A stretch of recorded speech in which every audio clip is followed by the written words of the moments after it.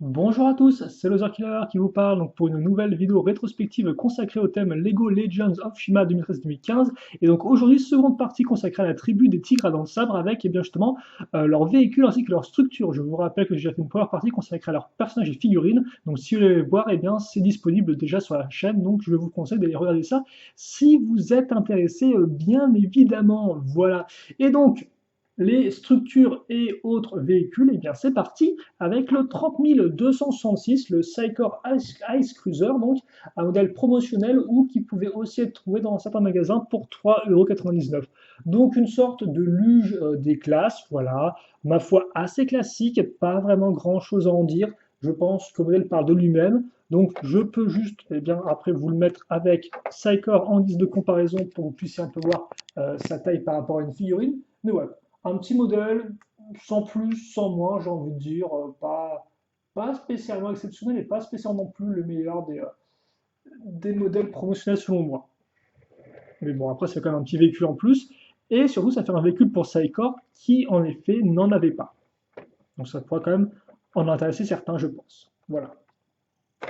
Après, bon, on n'est pas non plus là de faire non plus des énormes jugements sur les sets, hein. Je suis avant tout là plus pour vous les présenter de façon un peu rétrospectivement que vraiment dire si j'aime bien ou si j'aime pas. Même si honnêtement, les premiers véhicules des écrans sabre, ça va pas être spécialement gagné, car en effet, maintenant voici le 70 220, le Strainer Saber Cycle, coûtant 14,99 €, designé par monsieur Hans Burkhard Schlomer, sorti en 2015, et donc qui est assez intéressant. Donc en effet, modèle entrée de gamme pour 2015. Donc ça, effectivement, c'est la version, entre guillemets, Saber Cycle. Et pourquoi je vous dis ça?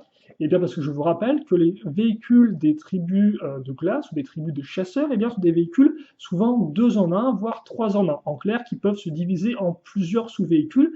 Et donc forcément, pour un set à 14,99, c'est un peu compliqué, mais Monsieur Schlomer l'a fait. Et donc, en effet, eh bien, vous pouvez diviser le véhicule à ce niveau-là, afin d'en obtenir deux distincts. Donc d'un côté, vous allez avoir eh bien, justement le petit guidon ici pour mettre la figurine à ce niveau. Et donc ça, ce sera le... Alors par contre, je vais enlever ça rapidement. Ça, ce serait effectivement le... je vais y arriver. Hein. Le Frost Blader, voilà, donc c'est le nom de ce véhicule entre guillemets. Et de l'autre, comme vous avez pu le voir, vous avez une sorte de petit véhicule volant, donc qui porte le doux nom de Saber Scout Flyer. Donc vous avez une sorte de petite ailette, hein, c'est voilà, donc c'est une sorte de planeur. Donc forcément la tête quand même est bien faite. Par contre, ça, je ne peux pas lui reprocher, la tête est bien faite. Voilà. Mais le problème, c'est qu'honnêtement, pas, c'est pas top top. Quoi. En termes de design, c'est vrai que là encore, il le dit lui-même d'ailleurs, un designer, il le disait en commentaire, il disait pour un petit set à 14,99, c'était vraiment très compliqué d'avoir une fonctionnalité telle quelle, quoi, en fait. Parce que le fait de devoir séparer les véhicules en deux, voilà, pour un set de ce coup-là, c'est pas facile, quoi. Donc bon, voilà ce que vous avez, mais c'est vrai que c'est un véhicule un peu particulier, qui a un design assez spécial, quoi. Voilà. Et donc par contre, je vais le remettre rapidement comme ceci, parce qu'effectivement, je vais faire une comparaison de taille par rapport à une figurine. Donc voilà. Donc voilà pour notre premier véhicule Tigre à dents de sabre. En termes de taille tout du moins, parce qu'effectivement, là encore, il est sorti en 2015, c'était pas le premier, mais je l'ai fait en fonction de leur taille. On passe ensuite au 70 147, le Surf Hangar Ice Fortress, coûtant 109,99 €. Et donc, en effet, de base, c'est un set structure qu'on verra juste après, mais il contient lui aussi un petit véhicule volant, en fait, qui s'appelle le Claw Rider et qui ressemble à ceci. Et donc, là encore, ça peut sembler un peu particulier. Vous pouvez peut-être reconnaître des oreilles, des yeux, des crocs. C'est normal. Donc on comprendra un peu mieux justement à quoi ressemble ce véhicule quand il n'est pas transformé entre guillemets en véhicule justement dans le château. Mais grosso modo, c'est une tête de tigre à dents de sabre, pour faire simple. Voilà.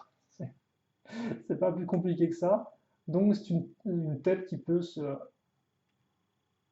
transformer. D'ailleurs, je vais vous montrer tout de suite en fait, je pense. Donc voilà, on peut le faire. Quitte à faire, on met les ailes ici, on baisse ça, et là voilà, on a la tête, hop, qui est complète. Et donc, ça en fait un petit véhicule volant. Voilà tout ce qu'il y avait à savoir pour ce Claw Rider. Et là, par contre, on va enfin, entre guillemets, passer vraiment, alors, j'ai envie de dire, un véhicule peut-être un peu mieux construit, un peu mieux réalisé. C'est effectivement dans le 70 146, le Flying Phoenix Temple, qui coûte 119,99 euros. Et donc, c'est le véhicule s'appelle juste véhicule armuré tiré dans le sabre, hein, donc il n'a pas de nom particulier, hélas. Mais comme vous pouvez le voir, eh bien, il est un peu plus imposant que les véhicules qu'on a pu voir jusqu'à présent. Donc forcément, on va reconnaître le côté tigre à dents de sabre avec eh bien, les grosses griffes à l'avant, les crocs à ce niveau-là, voilà. Et comme poste, c'est un véhicule effectivement qui est un half-track, donc avec des chenilles à l'avant et une grosse roue à l'arrière.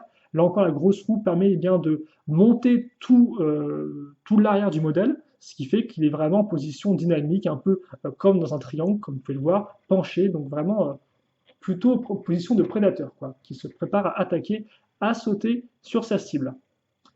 C'est un véhicule donc, qui, en termes de fonctionnalité, eh bien, peut bouger ses griffes, comme ceci. Voilà, on a des griffes ici. On peut donc aussi ouvrir le cockpit. Et il a 2 missiles.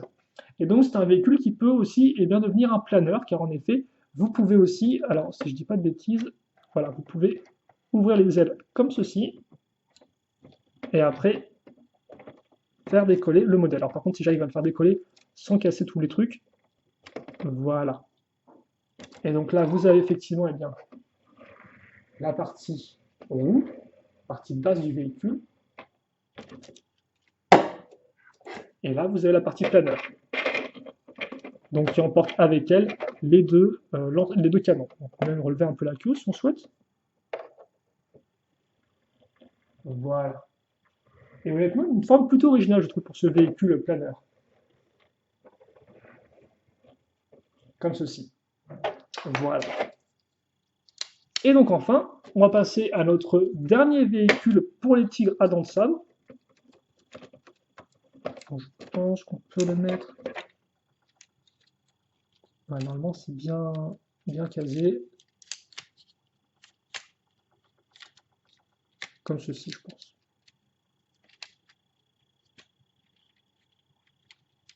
Bon, voilà. Et donc justement, ce dernier véhicule, eh bien, c'est le 70 143, le Surfanga Sabertooth Walker, qui coûte 39,99, designé par monsieur Hans Burkhard Schlommer, là encore. Et donc, qui va ressembler à ceci. Et donc, c'est un peu le plus gros véhicule des tigres à dents de sabre, comme vous pouvez le voir au niveau de son apparence, et de sa taille surtout. Voilà. Je pense qu'on est bon, mais ça ne coûte rien, effectivement, d'essayer de faire mieux, mais non, ça n'arrive pas trop mal. Voilà. Et donc là, effectivement, on a vraiment affaire à un pur tigre à dents de sabre au niveau de la forme, avec une tête bien travaillée, des bonnes grosses épaules. Bon, par contre, l'arrière du corps, c'est un peu plus métallique, hein, comme vous pouvez le voir, c'est un peu plus sommaire, comme ceci. Donc un tigre à dents de sabre qui peut ouvrir la gueule à ce niveau-là, qui a des pattes articulées bien évidemment, qui peut tirer des petits missiles ici et là sur les deux côtés, là encore logique, et aussi donc eh bien, un second véhicule, en fait, si vous voulez, comme vous pouvez le remarquer au niveau du dessus, avec justement eh bien, un petit trike. Alors, par contre, c'est un peu trop, hop là, glissé ici. Donc, comme ceci, voilà, le petit trike des loups. Donc, un véhicule assez particulier. Et pour ceux qui se demanderaient à quoi sert l'accroche ici, elle servait normalement à mettre l'arme de Strainer ou Stelfor. Je crois que c'est Strainer qui apparaît dans ce set-là. Je suis plus entièrement sûr, mais voilà. Bon, par contre, là, ça flash un tout petit peu, vu que forcément, on est dans du blanc. Blanc, blanc, blanc. Comme ceci.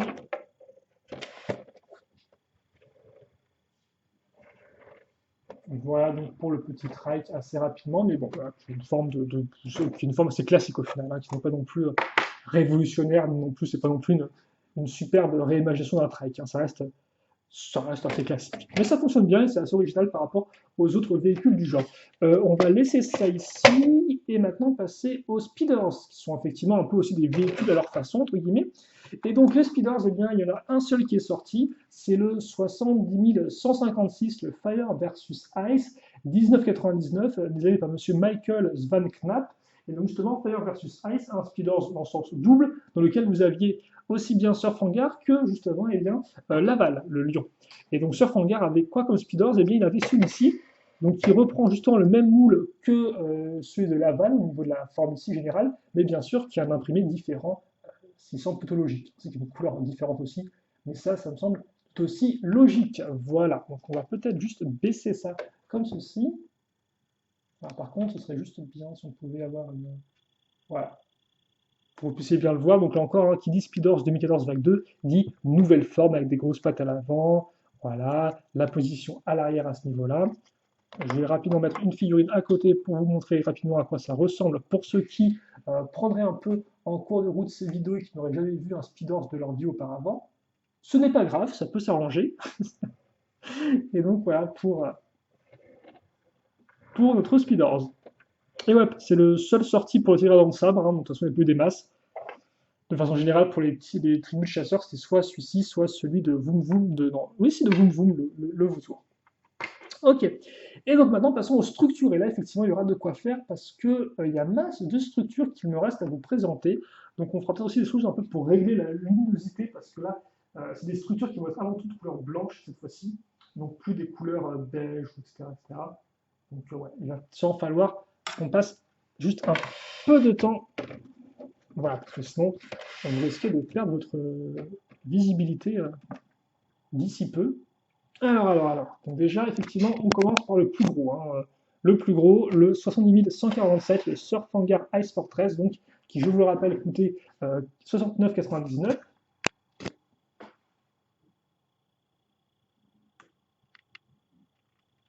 Et je pense que c'est bien comme ça, en fait. Non, ça m'a l'air de plutôt correct comme ça. Bon, on va attendre 2 secondes. Ouais, ça m'a l'air d'être... Ok, j'ai un peu de mal à voir pour tout vous avouer. Donc voilà, déjà, ça ici, au-dessus, on met quoi? Eh bien, on va mettre notre tête du tigre dans le sabre. Voilà, tout simplement. Et maintenant, notre forteresse est terminée. Alors, par contre, je me rends compte que là encore, en fait, ce serait peut-être déjà bien aussi si je vous la montrais dans son entièreté. On va faire ça. Encore, tout vient à point à qui c'est attendre, comme ceci. Hop là. Ok, donc, est-ce que ça demande un changement de mise au point? Bon, écoutez, ça a l'air de très bien. Je vais arrêter de toucher, je vais toucher à mes fesses à la place, voilà, ce sera encore mieux. Donc, voici à quoi ressemble la forteresse de Surfangar.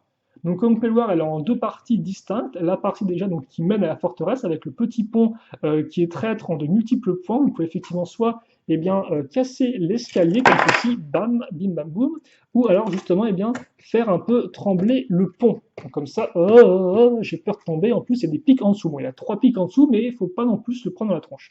Vous pouvez aussi d'ailleurs dévoiler cette partie qui est une partie prison, on verra ça juste après. Forcément, la porte peut s'ouvrir comme ceci.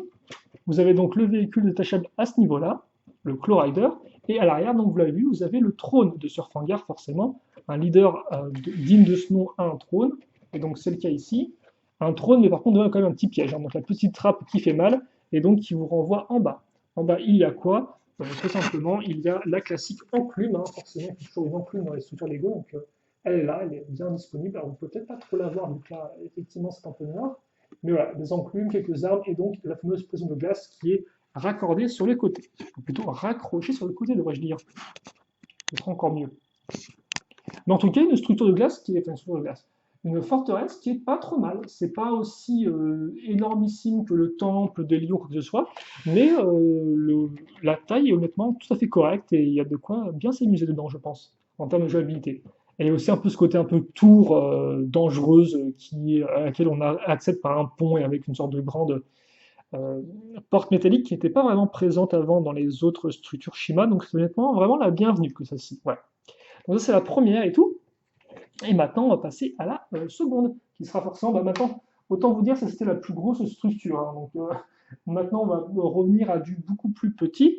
Et donc, on va continuer justement avec le 70 232, le Sabertooth Tiger Tribe Pack, coûtant 9,99. Donc, le pack de troupes des tigres à dents de sable, qui contenait effectivement 3 personnages. C'est une troupe. mais qui contient donc aussi justement les petits éléments pour eh bien, compléter cette troupe. À savoir donc eh bien, la bannière des tigres à dents de sabre, qui ressemble à ceci. Alors par contre, c'est bien gentil, mais je crois que on va devoir effectivement hop là, se remettre proprement. Vous aviez aussi ensuite les barricades comme ceci. Et enfin, vous avez donc le lanceur de disques Ice Hurler. Et donc là encore, qui reprend les éléments entiers dans le sabre avec les grands crocs, avec le, je vais dire le pif, non, le museau et les petites dents. Et donc qui lance des disques de glace et qui est monté sur ski, comme on peut remarquer. Parce que forcément, dès que c'est monté sur ski, c'est beaucoup mieux. Par contre, c'est vrai que je n'ai pas fait de comparaison de taille par rapport au château et à la figurine. Voilà, ce n'est pas très très grave. Vous la verrez un peu mieux à la fin quand on aura tout mis ensemble sur le bureau. Voilà. Et maintenant, nous allons pouvoir passer justement eh bien, à tout ce qui est petite structure de glace, le plus souvent ne tenant que sur des petites plaques. Et donc là, autant vous dire, il y a de quoi faire. Donc, si vous êtes prêts, et bien moi aussi, et donc on peut commencer. On va laisser notre ami Saikor à côté, comme ça il sera toujours là, toujours près de nous. Donc peut-être pas tout trop près de nous, parce que Saikor c'est un peu le pire du pire. Donc, si, ouais, peut-être au final, c'est peut-être pas le meilleur choix d'avoir pris lui en guise de comparaison de taille. Un Cyclore qui est un peu fou dans sa tête et aussi dans ses gestes.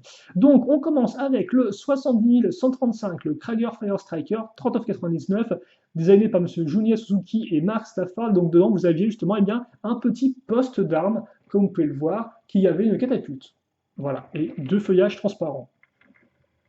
Donc forcément, dans le Krieger Fire Striker, vous aviez un gros véhicule crocodile, et ça, hein, c'est pas ça qui coûtait 40 euros, bien évidemment.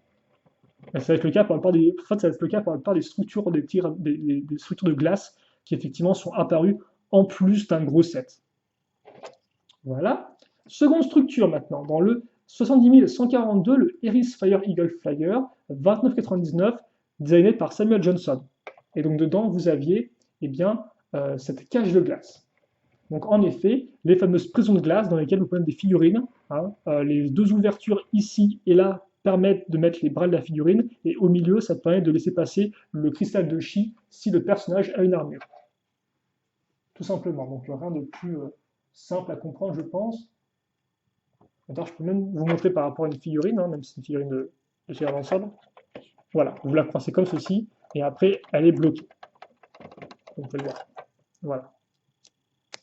Ok, passons maintenant à la suivante, avec le 70 143, le Surfangar Sabertooth Walker, dans lequel vous aviez une autre cage de glace, mais comme vous pouvez le voir, raccrochée à une plaque verte, ce qui fait qu'on dirait vraiment que eh bien, la prison de glace a été faite à même l'herbe, en fait, hein, ce que font justement les différentes tribus de glace. Elles gèlent le sol,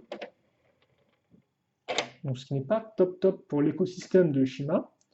Ensuite, vous avez le 110 146, le Fire versus Ice, donc justement le set Speeders, dans lequel vous aviez un totem de chi gelé pour l'ami Surfangar. Et donc qui ressemble à ceci. Voilà. Puis, on enchaîne avec le 110 220, le Strainer Saber Cycle, qui contenait un mur. Donc littéralement un bout de mur, comme vous pouvez le voir, hein, avec un peu de neige. C'est très certainement quelque chose. Voilà. Puis, un peu plus intéressant par contre maintenant, dans le 110 222, le Tormac Shadow Blazer coûtant 34,99, vous aviez un avant-poste d'embuscade tigre à dents de sabre, forcément. Et donc, eh bien, justement, si on voit un peu plus près, on remarque les deux lames ici, le museau, et donc justement, vous pouvez éviter des disques. Donc c'est un peu la même façon que la petite arme qu'on a vue dans le pack de troupes. Voilà. On enchaîne avec le 70 224, le Tiger Mobile Command, sorti en 2015, 69,99, désigné par M. Mark Stafford, et dans lequel vous aviez eh bien, une petite catapulte de glace, comme ceci. Par contre, pourquoi j'ai enlevé la figurine, je ne sais pas.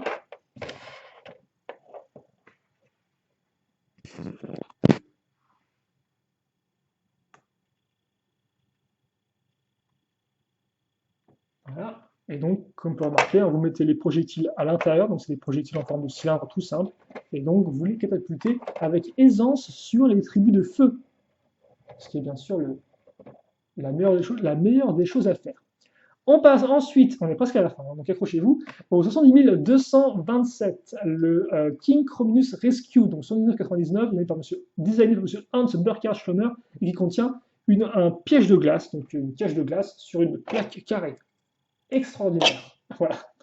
Je vous la remonte quand même rapidement, voilà, vous avez bien pu voir voilà, le génie de la chose.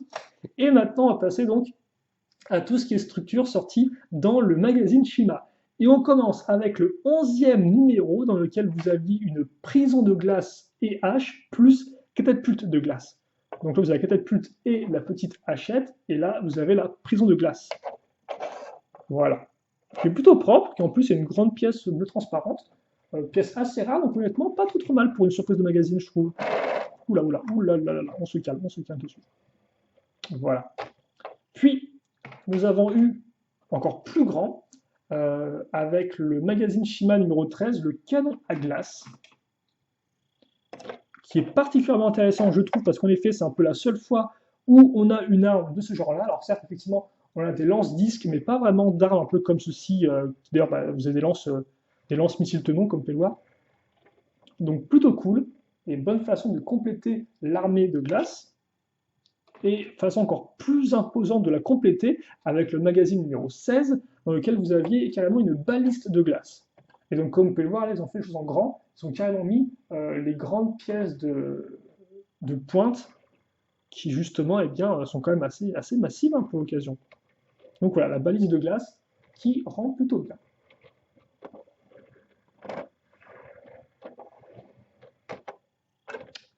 Et enfin, dans le magazine numéro 18, vous aviez des armes de feu et de glace. Et donc ça, on l'a déjà vu avec la tribu de feu, voilà. Mais donc les armes de glace, les voici. Bon, je pense honnêtement, les tribus de feu ont peut-être plus gagné au change en termes d'originalité. Je ne sais pas ce que vous en pensez, mais en tout cas, voilà. Et enfin, avec ceci, on devrait avoir terminé notre série sur tout ce qui est structure.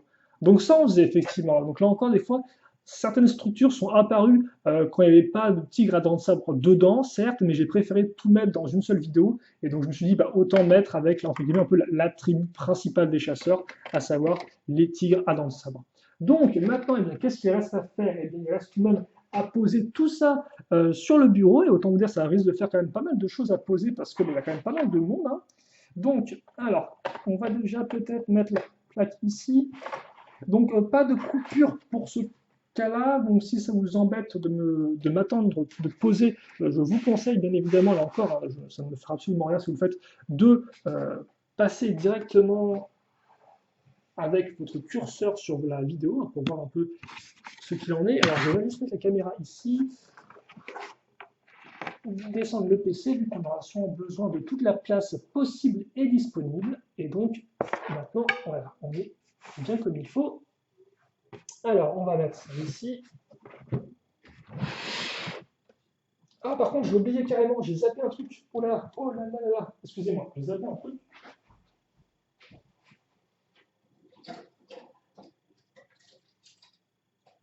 Je vais essayer de vous faire ça rapidement, je pense que c'est possible. C'est qu'effectivement, oui, j'ai oublié carrément une figurine. La figurine de Sir Fangar. Donc, le 70 212, Sir Shifangar. Alors, je vais vous la montrer rapidement en tenant la caméra, je pense. Ce sera un peu le mieux. Désolé, j'ai carrément zappé ça, alors qu'en plus, c'est une figurine assez impressionnante, qui d'ailleurs à l'époque coûtait 19,99, alors que la plupart des figurines de base coûtent 14,99 dans ce type-là. Alors.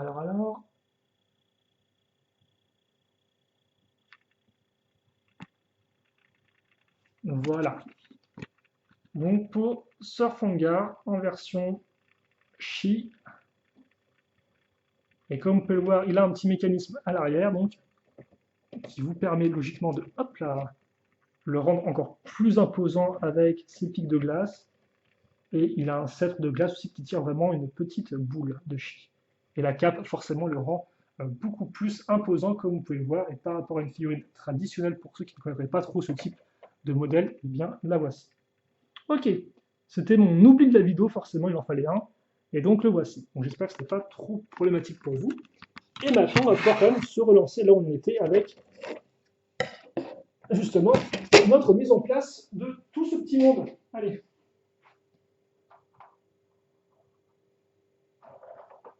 Et donc, comme vous avez pu le voir, les tirades dans ça, vraiment une tribu assez construite et très complexe. Alors qu'il y a eu quand même plus de structures et de véhicules en 2014 qu'en 2015, toutefois. Alors par contre, il y a tellement de petits trucs dans tous les sens, il va falloir voir comment je bloque tout ça. Je vais mettre la caméra ici. J'ai peur qu'elle tombe, mais au moins vous verrez un peu mieux tout ce qui se passe. Voilà. Hop, hop, hop. Donc les figurines, je pense qu'on peut les mettre ici. On peut aussi mettre le château à ce niveau-là, quitte à faire. Voilà, comme ça. On va mettre à côté, je pense, un véhicule plutôt imposant, qui est celui de Surf Hangar, quitte à faire. Voilà, c'est un véhicule personnel. On va mettre le trike à côté, voilà, on peut le détacher. Celui-ci, je pense que ça fonctionne bien. Bon, par contre, on ne va pas non plus tout détacher, donc je pense que lui, mettons, on va le laisser comme ceci. Hop. Et lui, on va le mettre là, ici. Le speeders, par contre, on peut le fixer à ce niveau-là, et idem aussi pour le petit véhicule ici. On va caser maintenant, donc on va peut-être faire en fait une sorte de barricade autour du château, ça peut être intéressant, de mettre la baliste ici, de mettre tout ce qui est bannière et petite protection à ce niveau-là, voilà, de mettre le mur. Forcément bien pratique le mur, on peut mettre des trucs derrière. Voilà, comme ceci avec le canon par exemple. Et puis après, bien sûr, on va pouvoir peut-être disperser des petites prisons de glace un peu partout, parce qu'après tout, c'est aussi un peu le but, hein, d'en avoir de tous les côtés. Un peu de végétation, on va mettre le cristal de Chi ici. Bon, les armes, on va les mettre à l'arrière, c'est pas spécialement super intéressant. On va se faire une petite rangée de catapultes des familles. Voilà, pour Surf Hangar. Ah, j'ai carrément 3 catapultes en fait. 3 catapultes de glace, incroyable. Incroyable. Et voilà, ça me semble pas trop mal pour toutes ces petites structures. Et ça devrait être amplement suffisant pour notre fin de vidéo. Voilà donc, eh bien, toute notre... Hop là, par contre. Vous m'excuserez, voilà, comme ceci. Donc voici justement pour toute notre tribu des tigres à dents de sabre. Comme ça. Alors, par contre, tu vois, tout, tu vois. Voilà. Donc, comme vous pouvez la voir, au complète, avec donc toutes les figurines qui la composent, il y a encore beaucoup de figurines différentes, tous les petits éléments de structure qu'on peut trouver tout autour, à ce niveau-là, et bien sûr, les éléments un peu plus massifs, comme la forteresse de Surf Hangar. D'ailleurs, c'est dommage qu'on n'ait pas vraiment d'endroits où ils collectionnent ces prisonniers dans la glace. Je veux dire, certes, effectivement, il y a une prison de glace, mais c'est un peu limite, je trouve, que dans la série animée, il y a vraiment toute une pièce consacrée à ça. Et bon, je pense qu'ils auraient pas pu refaire la pièce entière dans le 7, mais bon, ça aurait été, j'aurais peut-être un poil plus, ça aurait pas été un mal, je pense. Vous avez donc ici son véhicule personnel, et puis pour le reste, d'autres véhicules, dont certains plutôt cool et d'autres un peu moins réussis selon moi. Voilà, c'est juste mon problème avec les tigres dans ça, parce que c'est une tribu que j'aime bien, mais c'est vrai que des fois, en termes de véhicules purs et durs, il y a quand même des petits, je sais pas, il y a des trucs que j'aurais préféré qu'ils fassent différemment. Mais bon, à part ça, c'est quand même une très chouette tribu. Et donc, j'espère que vous aussi, vous avez un peu apprécié eh bien, de la découvrir ou de la redécouvrir. Donc maintenant, il ne me reste plus qu'à vous souhaiter de passer une bonne journée, une bonne soirée, une bonne ce que vous voulez. De bien vous porter bien évidemment. S'il vous reste des questions, des commentaires là encore, n'hésitez pas à m'en faire part. Je répondrai avec grand plaisir si besoin est. Et puis nous, on va se quitter là-dessus. Donc, c'était notre dernière vidéo rétrospective Shima, si je ne dis pas de bêtises. Il y aura peut-être une vidéo bonus ou pas postée plus tard, je ne suis pas entièrement sûr. Mais en tout cas, nous, on se retrouvera dans pas mal de temps, je pense, au moment de cette vidéo, pour la vidéo hommage à Shima, dans laquelle eh bien, je tenterai de mettre les modèles dans mon appartement et de vous faire une petite vidéo, entre guillemets, tour d'horizon de tout ce petit monde en train de se mettre sur la tronche. Mais bon, ça prendra un certain temps à faire, donc je ne sais pas du quand ce sera posté. En tout cas, je pense que ce sera un peu le dernier clou de de nos rétrospectives Shima. Ce sera cette dernière vidéo hommage. Mais bon, on n'y est pas encore. Et donc, en attendant, je vous souhaite de passer une bonne journée là encore, une bonne soirée. Et puis, on se retrouve très prochainement donc pour de nouvelles vidéos. Allez, salut à tous et à toutes.